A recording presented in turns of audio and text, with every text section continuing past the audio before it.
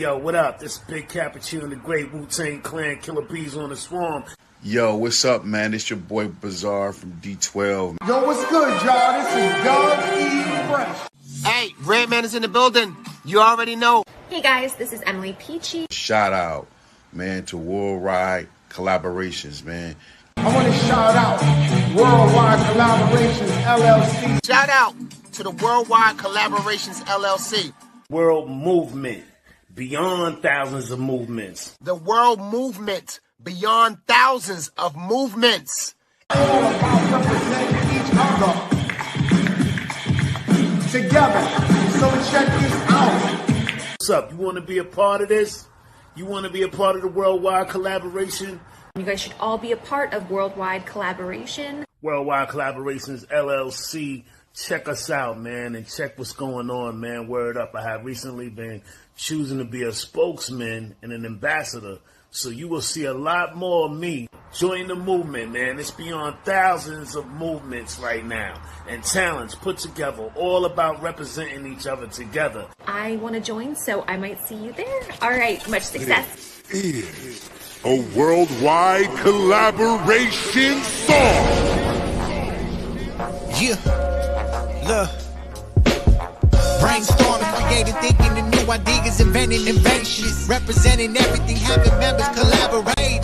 Worldwide collaborations, ongoing visualizations, programming operations, bringing everyone together equals more motivation. In the situation we live in, there is no concentration. All the people in the world, but no consideration for everyone making excuses, complaining, completely ignoring everything you were saying, possibly because there is no participation. What is everyone really doing? Why are they waiting, sitting there thinking, but no motive or knowing, no knowledge? They never been to college. They lost connection, not connecting or networking, losing is confusing. Worldwide collaboration, changing the game through every nation, stepping the conversation, aim for. Welcome back for another star-studded episode of the Chatterbox with King Jacob. I know who got here, man. The world famous Ikon. Okay, brother. What's going on, fam? Ain't much, man. Man, we this topic, man. How you become a brand name in a household name. And, you know, for a lot of artists who don't really understand how you brand in the household name, man, what does an artist need to start, man, when trying to actually become a household name? Okay. I think I caught most of what you were saying. You was breaking up a little bit. But you were saying basically what does a person have to do to become a household name? I mean, the main thing, I think, one of the main things, first things, is understanding how to brand yourself. You gotta understand what that means. But you know how to market yourself, your product itself, what type of product you're trying to put out. You know how you want people to see you, or whatever. So those type of things have to be the first thing that come to your mind when you're trying to make yourself a household name, or whatever. Being consistent, you know what I mean, as an artist. You know, those I would say those are maybe the four main elements of being consistent in this business and being a household name. Because once you brand yourself, once you market yourself, once you have that consistency and having the right product and what you're trying to put out there, and then you kind of, you know, build it, you know, through social media platforms. And even I think a lot of artists need to go back to getting in these streets, you know, as far as, you know, hand to hand, talking to the consumer in the streets, you know what I mean? Being in these clubs, talking to these DJs, getting with these promoters. When I first moved to Atlanta, that was one of the biggest things that artists had to do. You know, it was a requirement. DJs will tell you that, promoters will tell you that. You know, if you want a DJ to play your song, in the club every week, then you need to show up at least probably for a good 3-4 weeks straight at that particular spot. Show the DJ some love. You know, do little simple stuff. You go in the club, you buy a DJ a drink. You know what I'm saying? You chop it up with him a little bit. He play your joint while you in the club, whatever the case may be. And then, you know, that's how you build consistency. And all of a sudden now you got you a DJ, especially if your DJ is affiliated with a some kind of record pool like Fleet DJs or Coalition DJs or Airstrike or whoever, different DJ, whatever DJ pool is out there in your area. So that's one of the things that kind of, know that especially that particular DJ, he moving around. He in certain strip clubs, Magic City or Blue Flame or whatever, different strip clubs around the city, like here in Atlanta. That's how you get your name out. Promoters, you got some promoters may promote it 2 or 3 spots in a week, you know what I'm saying, or a month or whatever. And then, every time they do something, they put you on the bill. And the thing about it is, when I used to manage artists, I managed artists that had, a little bit of clout behind them, or promoters was messing with them hard. So they would end up being on the flyer as a special guest versus that's what I try to do for my artists. Instead of having my artists come in and just coming in as an open mic or a showcase and just being another artist, I would tell the promoter straight up and down, I don't want my artists to be a part of any kind of competition. I just want them to be able to perform. So I would have, so that way they would end up being on the flyer and as a special guest. Now, you know what I'm saying? This is a little jewel to drop on people that manage artists, especially when you got artists up and coming and you're trying to get them out there. Have your artists, don't have your artists think so much about, oh, I'm gonna win $100, I'm gonna win a studio time, I'm gonna do, no. You make your artists the main attraction. So when people get that flyer on whether it's online or in the streets, they see the first thing they're gonna see is your artist on that flyer. So that's how you kind of make your artist a household name. Because so when they show up to the club, they show up to the event, then they looked at that they already something different. They looked at something special because they're part of that, because they're considered the main attraction. So that's one of the things that you go about becoming a household name. And then you get to all these festivals and different events and conferences that go around the country. And then you get your artists moving around the country on these conferences and these events and these festivals. That's basically how you begin to become a household name.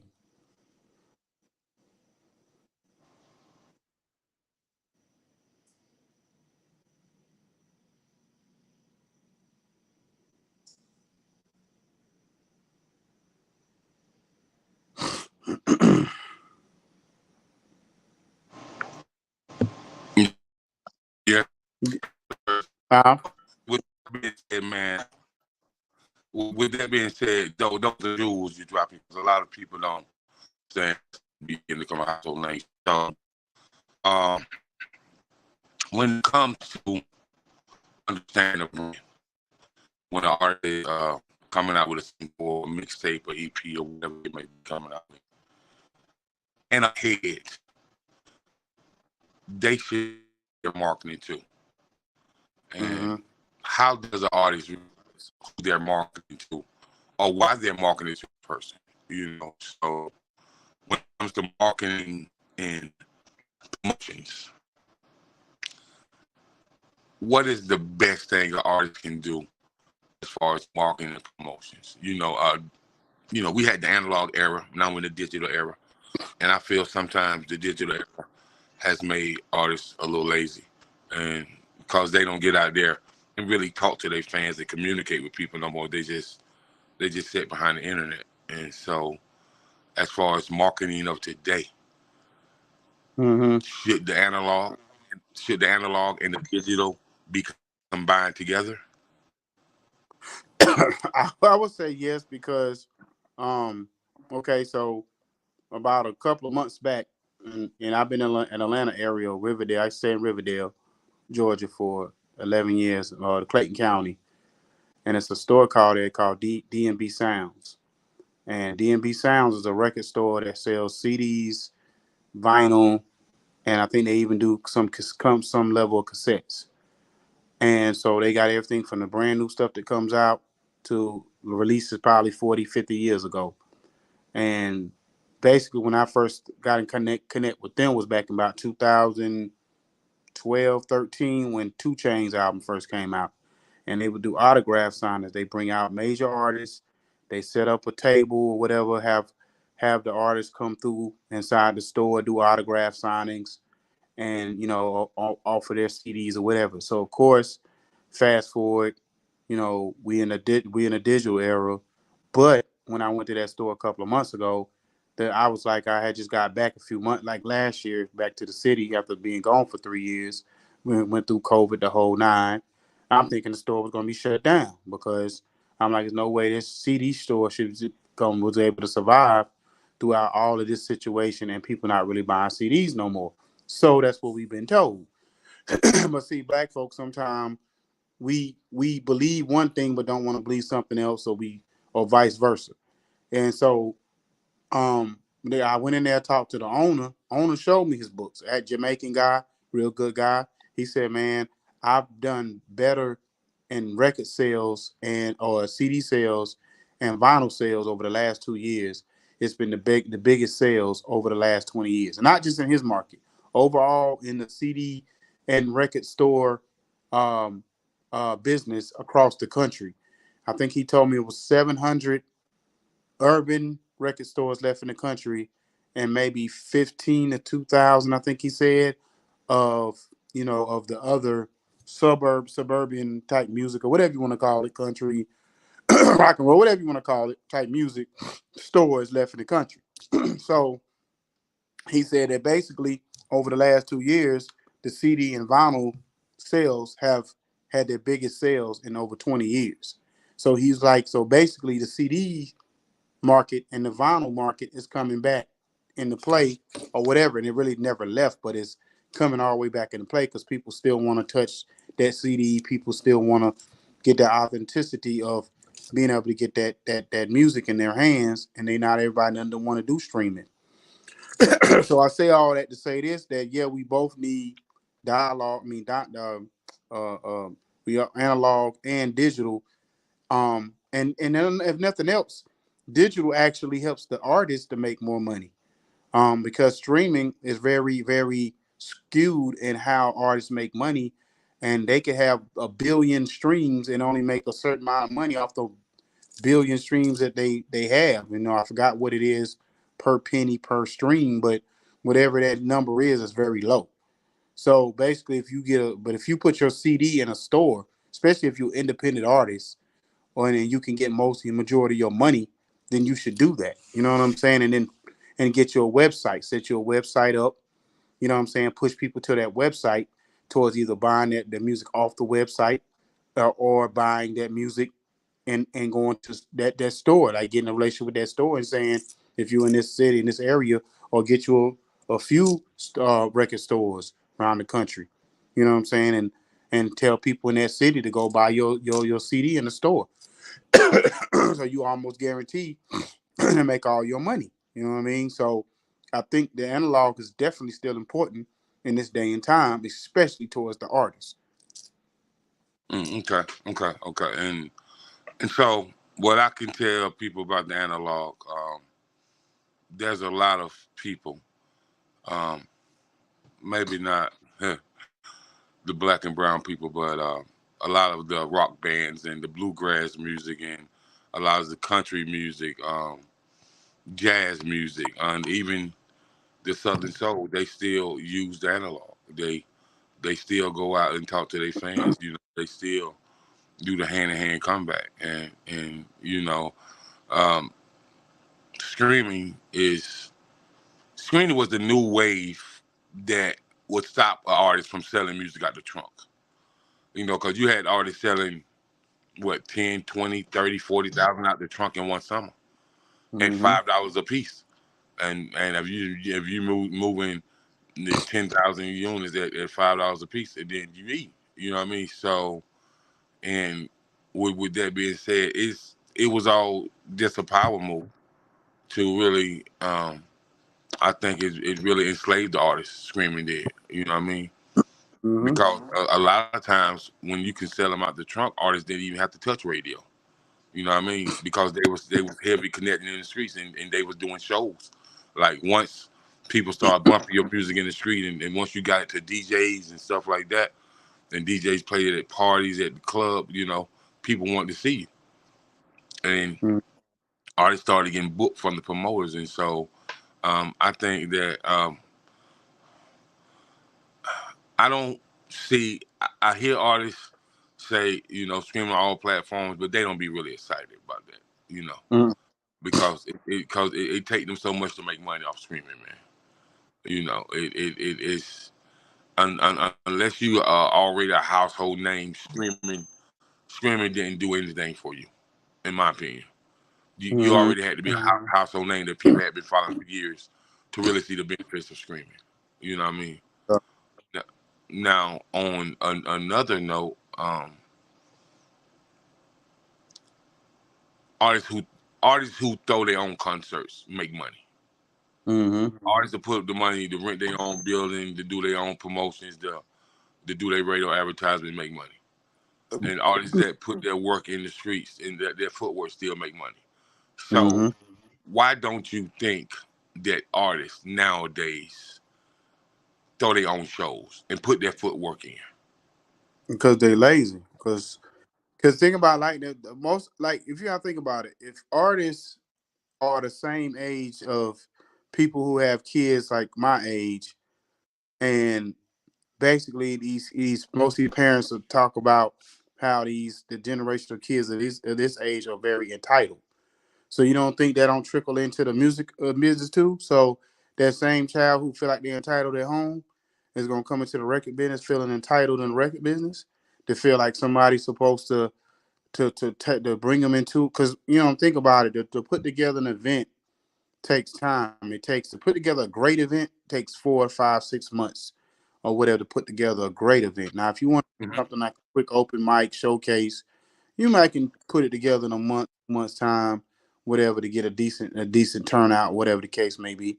So you think about an artist who wants to put together their own album release party or single release party or EP party or whatever.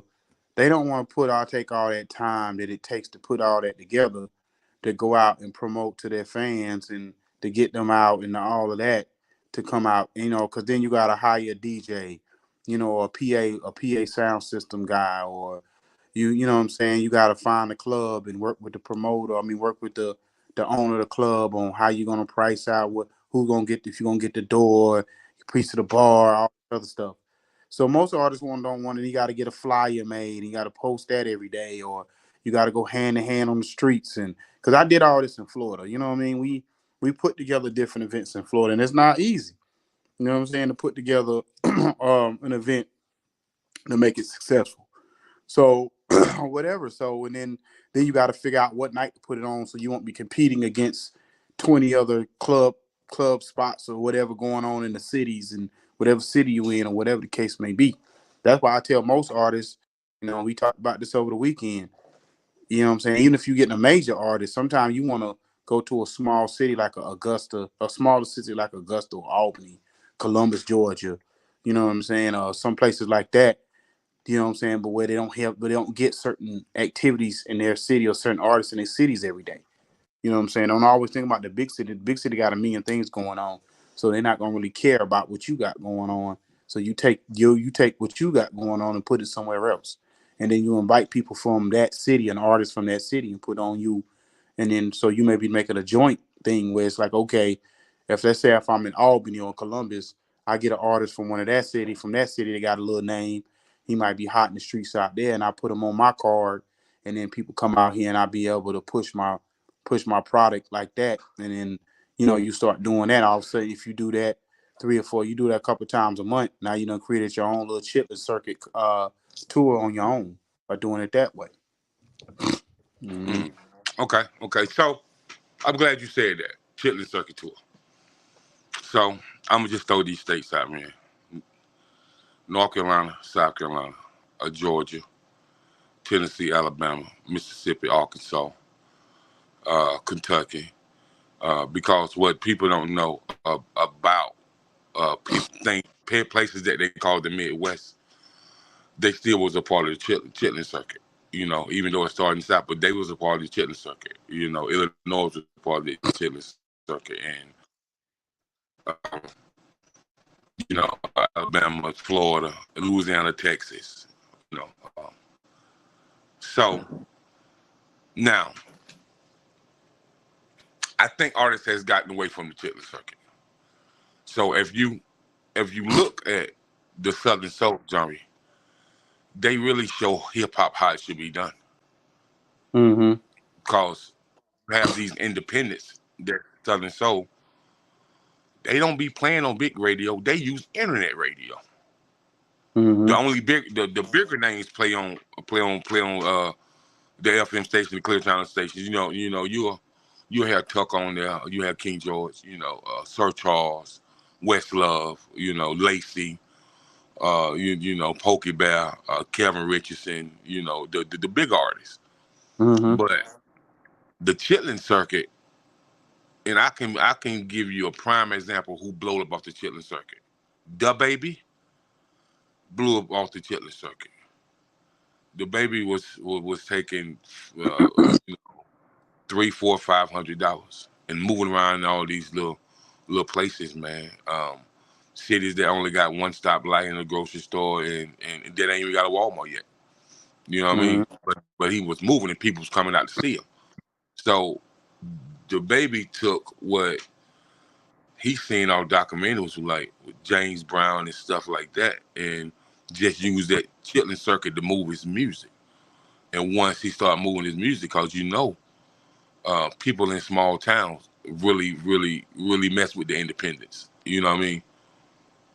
And so you might see a independent artist that you ain't never heard of, and he just got signed to Def Jam, and you might look up the place where he from. You be like, man, ain't nothing going on right there. How he got signed? Because he was moving around. He got his friends to throw parties, or he got his friends to throw cookouts, and he would be the special guest performer at the cookout, and he's like, I ain't charging, but I will accept the donation. Before you know it, man, you got 100 people at a cookout that done put $20 in a hat or something, and so that's how they was moving. And so I think with the chitlin circuit, if you pay attention to people like James Brown and Otis Redding and Sam Cooke and Bobby Womack and Marvin Cease, and these guys wasn't like Marvin was on the mainstream media, Bobby Womack, but Marvin was like the bigger artist because he was on Motown. But people like Bobby Blue Bland and Bobby Womack and Roy C. and Tyrone Davis, and they was on the underground circuit. But you talking about on the underground circuit doing 4 or 5 shows a month at $10,000 for 30 years. Mm-hmm. You know what I mean? So why do you have to be mainstream at the Grammys or at the BET Awards or doing this, that, and the other when you getting 10 grand a show and you doing 4 or 5 shows a month and you putting out that feel good music, man? People laughing, drinking, having a good time. There's no fights, no violence, It's just that feel good music. And why do you think that the music industry has gotten so dark? When we grew up in hip hop, now, the whole brand, Big Daddy Kane had swagger. Karis One was a teacher. The God MC Rock M was an MC way before his time, and these guys still threw free concerts for the kids in Central Park. You know what I'm saying? So why do you think that people don't involve community development with the art form of music nowadays? Why they don't involve community development and the I think because they know if you got to think back in the 80s and then especially early to mid 90s, one artist couldn't sound like another artist. So let me put it to you like this: the reason why R&B is almost non void because um R&B music, a lot of it kind of mirrored each other. They would put groups together, 3-man groups, 4-man groups, whatever, trying to either like New Edition was basically supposed to be the next Jackson 5, or this group was supposed to be, Jodeci. You had Jodeci and 112 and Boys and Men and all these groups or whatever.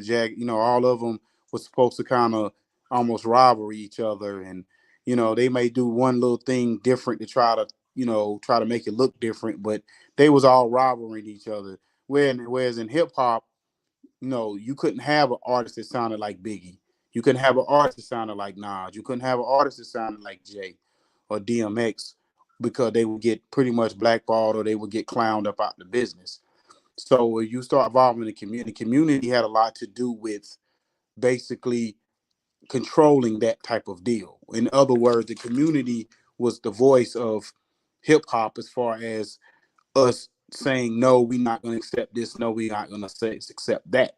So basically, when this new rap came along, and over the last probably 10 to 15 years, the music industry allowed 100 artists to sound like each other.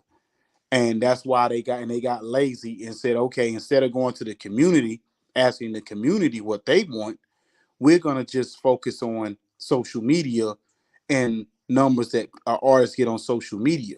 But what was lost in that whole process, and we're seeing now that A&Rs are deciding they want to go back to a little bit of how it used to be, where you go out and get talented artists. What was lost is, let's say I have a hot song.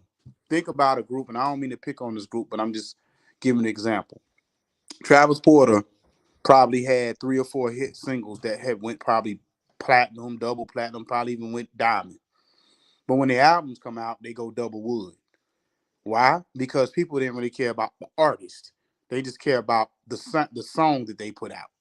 Mm-hmm. So therefore, what happens is when if you push the community and don't use the community's voice, because if you really went to the community and said, okay, we want y'all, the community, really involved in what it is, because hip hop is not just about music. Hip hop is about the culture of music, of the brand of the whole thing. And if you involve the community into the music business, then you would get a different outlook on what the community really wants. You know what I mean? Because we get 50 artists a year that come out, and 2 years from now, maybe 5 of them still standing. You know what I'm saying?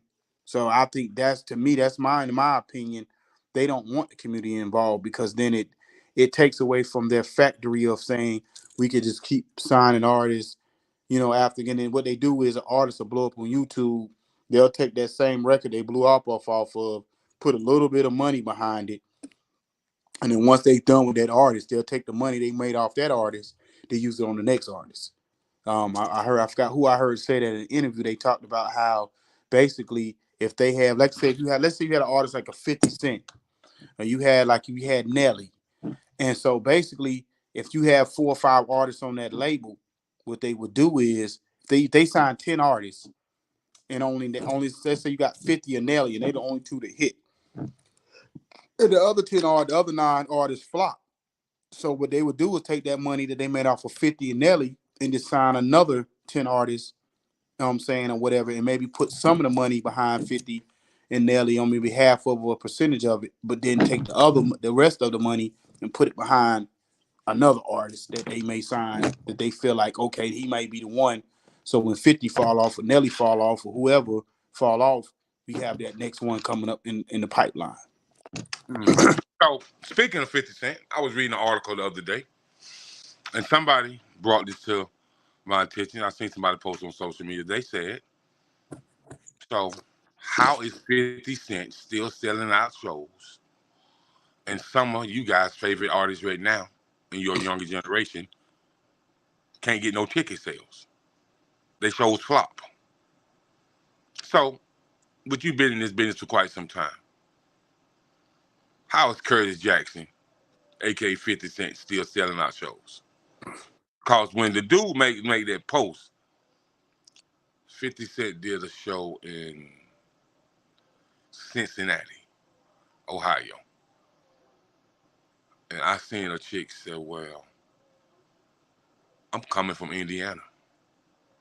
And she said, the last show he did, my cousins came from Arkansas. So people are driving to see 50 Cent like that. And he ain't really put out no music like that here lately, because he been on the movie circuit writing, writing scripts, and he got all this movie thing going on. Just about this big, building. I think it's some crazy square footage, and he's gonna put a TV studio in it. So, how is 50 Cent still able to sell out shows after 20 years, man? And he ain't even making no music. How is Clyde still able to sell out shows after 20 years and he ain't making no music? How is the hip hop Legends tour selling out all around the country and they ain't making no music in a long time? How does New Edition sell out of everywhere they go and they ain't making no music in 20-something years, man? Like, so if younger artists not paying attention, they gotta ask themselves, man, we in it right now, full throttle, and some of our favorite artists are getting canceled, shows canceled, like Rob Wave had a show to cancel, Moneybagg Yo, Finesse 2 Times, and these guys have got millions of streams. So why does the older school artists that's 20-year vets, Nelly, Luda, Jeezy, how these guys still selling out all these arenas and these shows? And they ain't making no music in 20, 25 years. Well, for one, I think even get one more, even two more. How is how was Big Daddy Kane? How was Rakim?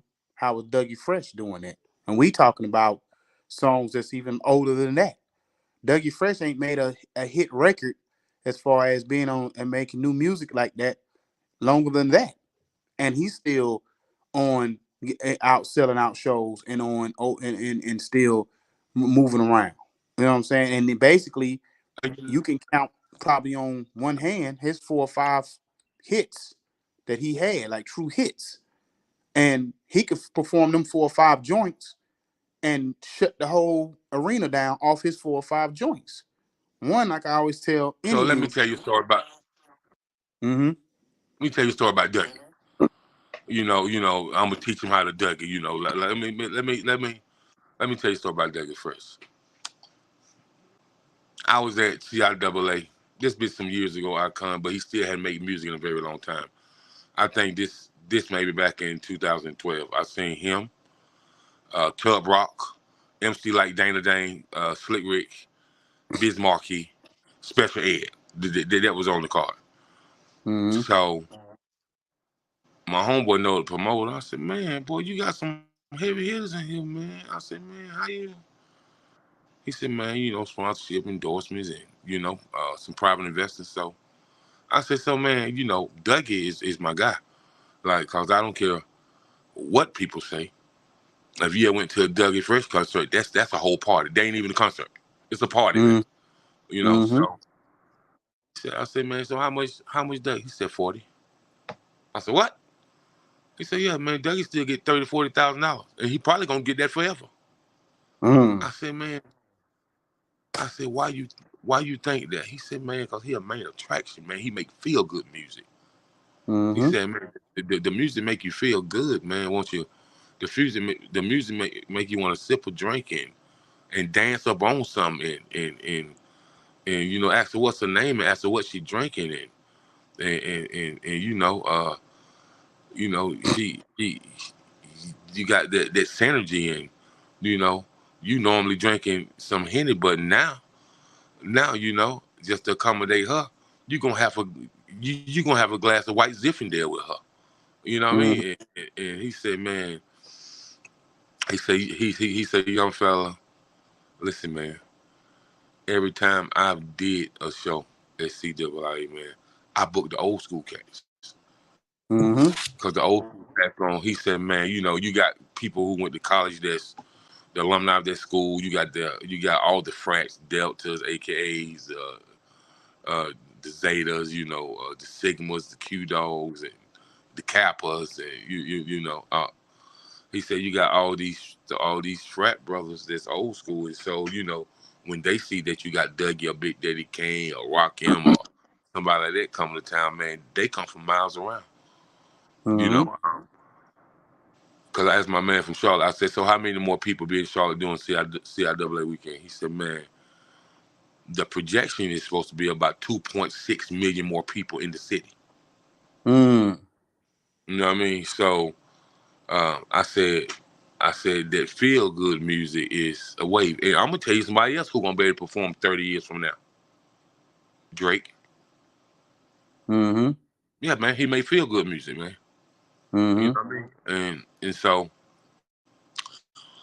with the young artists, be like, Uncle man, how they still paying MC like 30 grand a show? How Dougie still get 30 grand a show?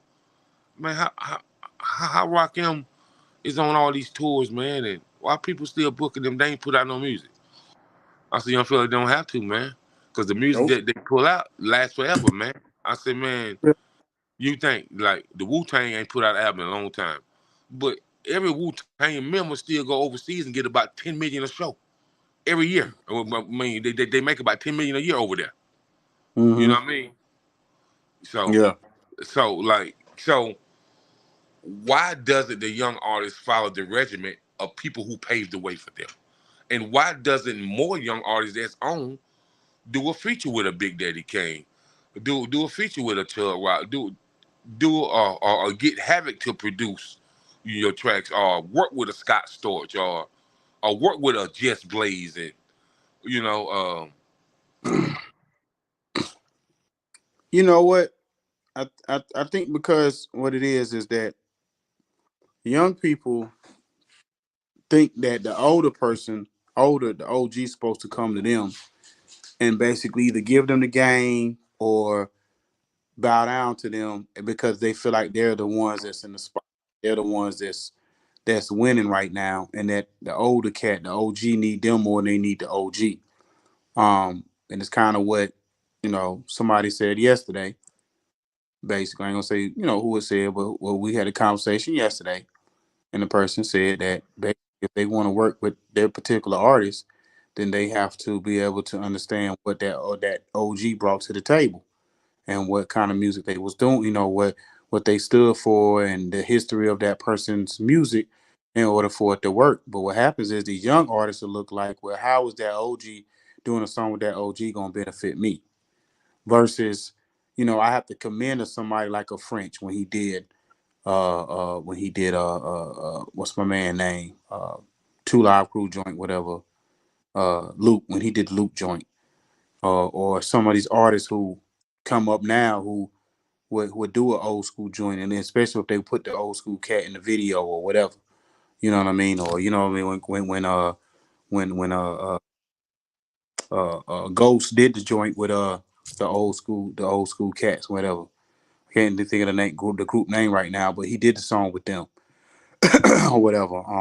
So those are the type of things that artists in this generation who don't study, just like the other night when we went to the event and I put the Cut Close show up on Facebook, and some girl said, "Ooh, I hope they sound good. I hope they stick around for a minute and keep doing good." I'm like, "Stick around? They've been around for 20 plus years. What are you?" I said, "Look them up." And she came with, "Oh, I did look them up. Oh, okay, yeah, I like them a lot." So that let me know. And then somebody said last week that they didn't know LL a couple weeks ago. They know LL did music. What you mean you ain't know LL did music? LL is the GOAT, of this game. Like, what? oh yeah, somebody said it ain't no LL did music. They just thought he was the CSI guy or whatever. So I'm just like, what?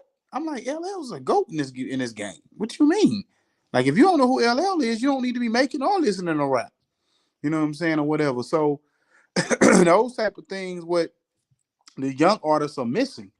You know what I'm saying? It's like at the end of the day, that's what you really need to be asking. The question is, when you get in a room, if you a Little Dirk, if you a Moneybag Yo, if you were 21 Savage, if you were a little baby, the baby, when you get around a Dougie, a Rakim, a Big Daddy Kane, these artists, the first thing you should be asking is, OG, how can I be still relevant 40 years from now, 30 years from now?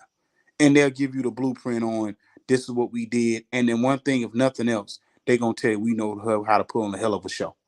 Because I don't care if you put KRS-One, you put Busta Rhymes, you put certain artists, DMX when he was alive, you put certain artists on the same ticket card as some of these young dudes, them that crowd will forget them young dudes was even on the card. You know what I'm You're saying? right. You're right. That's not to be disrespectful towards them. Is that, like I tell my son all the time, the one thing, if you want to last in this business and still be eating off of your show money, you better know how to put on a show. You Right, know what right. And it's crazy, man, because I told a young artist this last year, I was like, man, you familiar with Chris Brown? And she said, sure. I said, Chris Brown paid more homage to older school cats than anybody, man.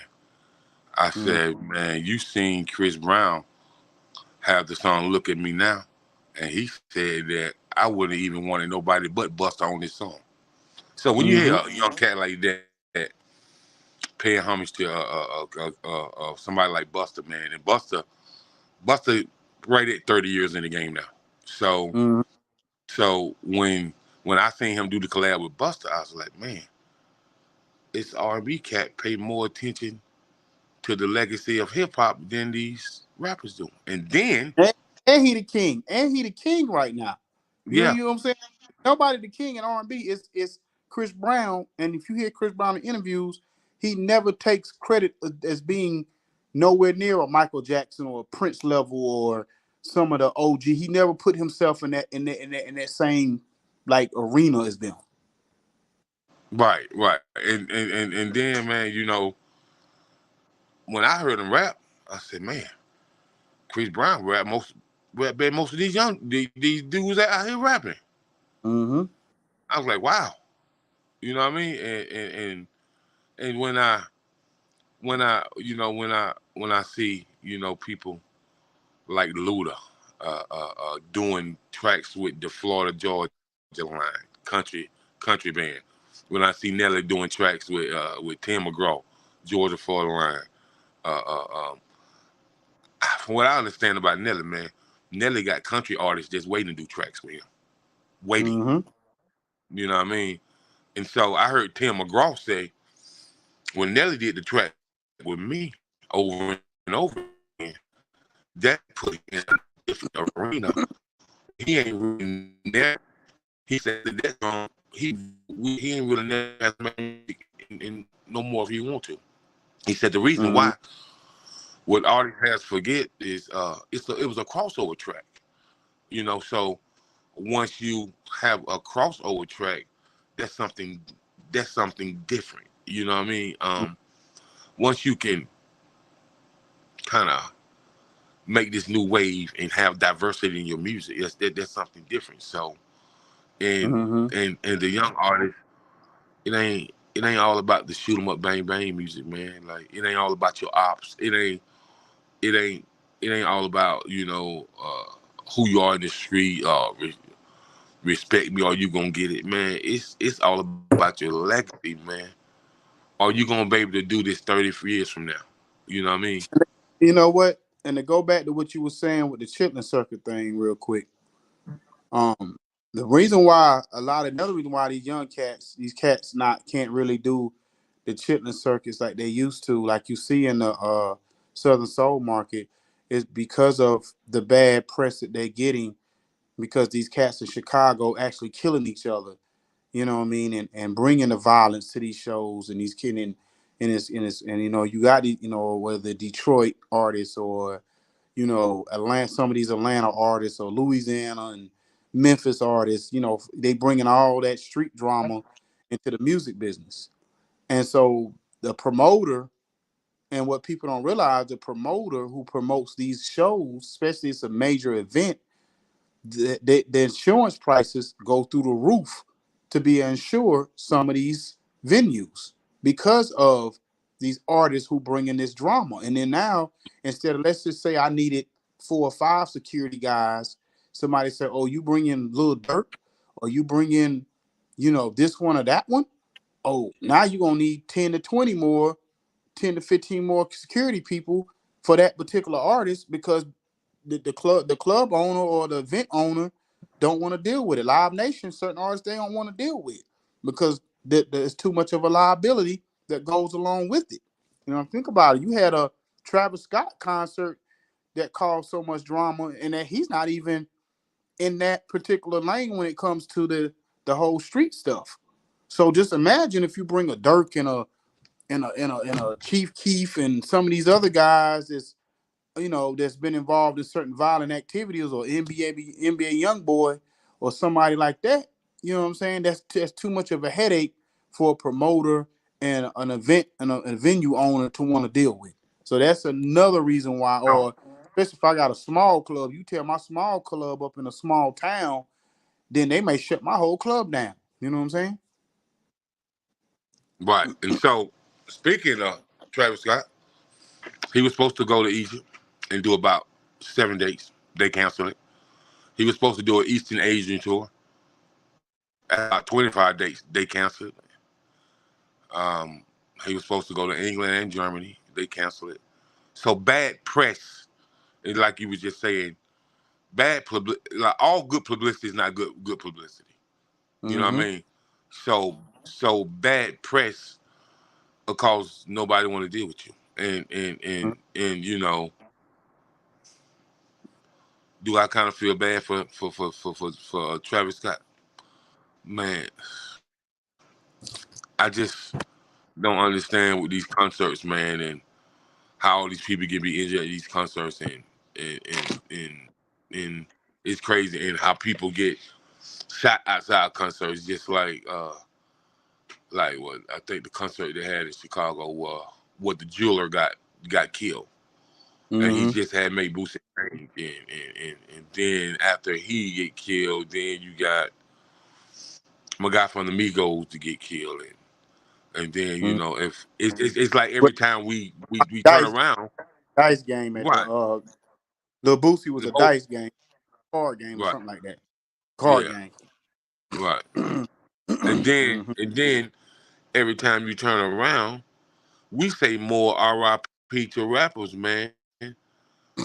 Then Turkey Fried Chicken sell chicken, man. Yep. For real, man. You always had R.I.P. to a rapper, man. Yep. It's like Nipsey. Nipsey got on. Say again. I said way more today than we ever did back in our era. I mean, they get a rapper almost Yeah, once a month. yeah, man. And then, man, it's like the labels don't want to mess with artists that just on social media no more. They want the more organic artists because they've lost so much money with the drill and the trap music. They've lost a lot of money. I heard Yeah. Sylvia Rome say, they talk about how the artists may lose $3-4 million. But what about the $10-15 million that the label lose? You know what I mean? But even do one even more too, Jake. Think about, you just said Travis Scott lost 30-something shows, right? Yeah. Travis Scott probably at the time was probably just as hot, you know what I'm saying, as like a Drake or whoever. Yeah. So let's just say for argument's sake, he getting 150 a show. You do the math on that, you know what I'm saying? That's millions, that's multi-million, that's 8-figure dollars he lost. Now, if he's making, let's just say he made $10 to $15 million, he was gonna make off of those 30-something shows at that price.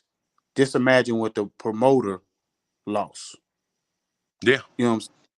Or whatever. So if I'm losing that kind of money as a promoter, do you think I want to put my money behind these other rappers that's gonna bring even more drama?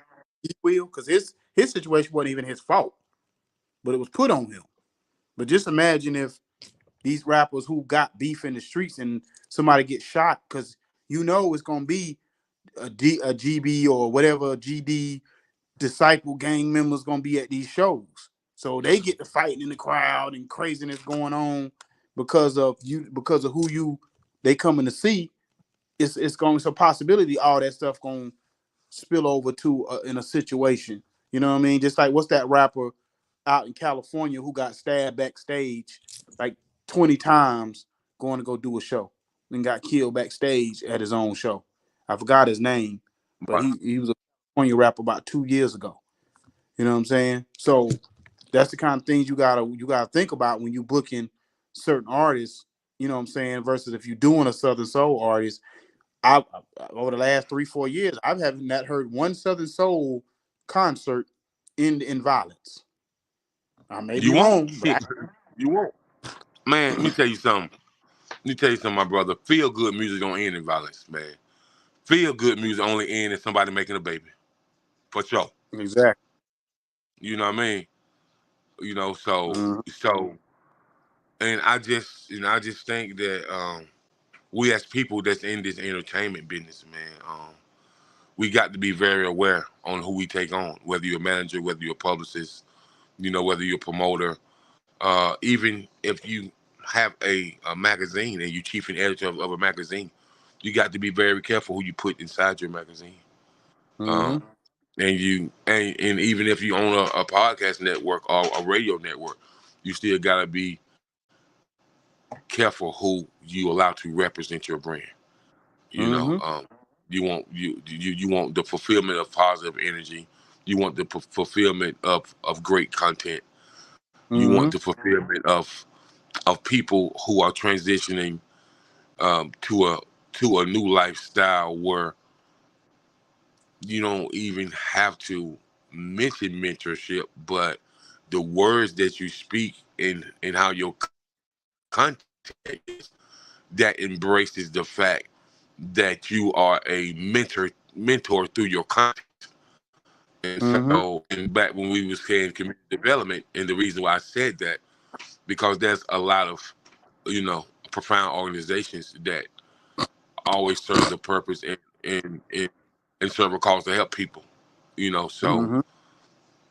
I would love to base the whole campaign, with a few indie artists Mm-hmm. around mothers against drunk drivers.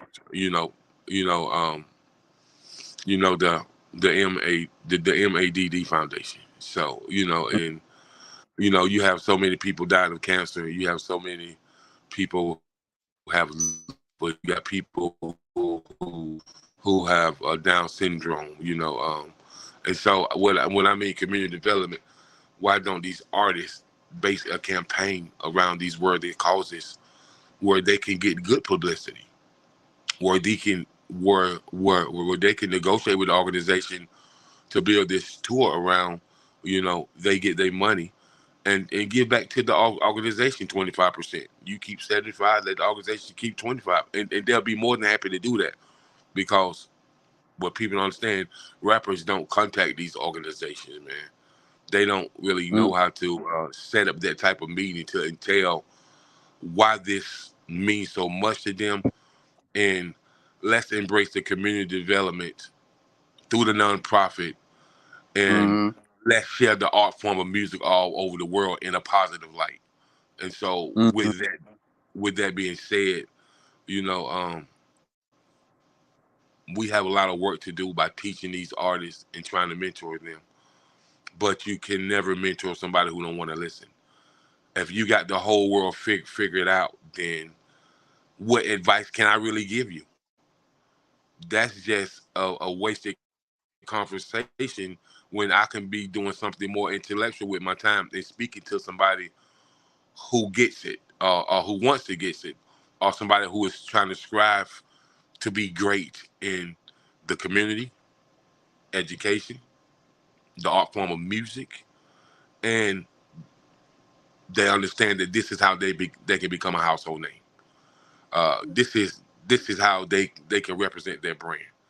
And so I just think that we just have a whole lot more work to do, especially with the younger generation. Now, I'm not going to tell you that I don't hear some great artists in the younger generation. I can never tell you that because I'm the type of person that I sit on Spotify and SoundCloud and Audio Mac and Bandcamp, and I listen to some pretty great talent. But having great talent and having a poor mentality, so you as a person can show your character, and while your character embraces the art form of music and community development, that's a whole different type of conversation. But you can't have that conversation with most.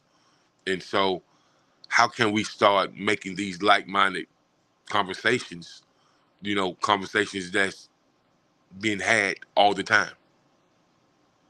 Well, I mean, I just think one that a lot of time the younger rappers they don't want to they don't really necessarily do their due diligence and their homework as far as dealing with different brands like maybe a Mad, Mother Against Drug Driving, Autism, Lupus, Cancer, all these different organizations until they find themselves in some hot water and then getting in trouble for something. Then they have to clean up or they getting bad PR. So now their PR have to find a way to get them good PR press instead of them just coming in the game and understanding if I come in with because I think a lot of these artists, they come in to make the music they want to make and not thinking about the long-term effect of how it's going to affect the community and how it's going to affect them getting, a bigger bang. Like even the NWA had to learn over time, they can't fight and go against the grain on everything.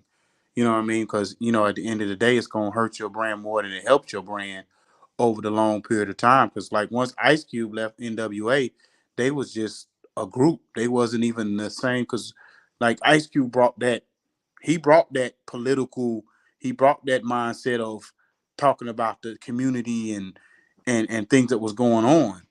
Once he left, they was just another gang group. If you think about it, what were they really talking about once Cube left the group? You know what I mean? So that's in this era.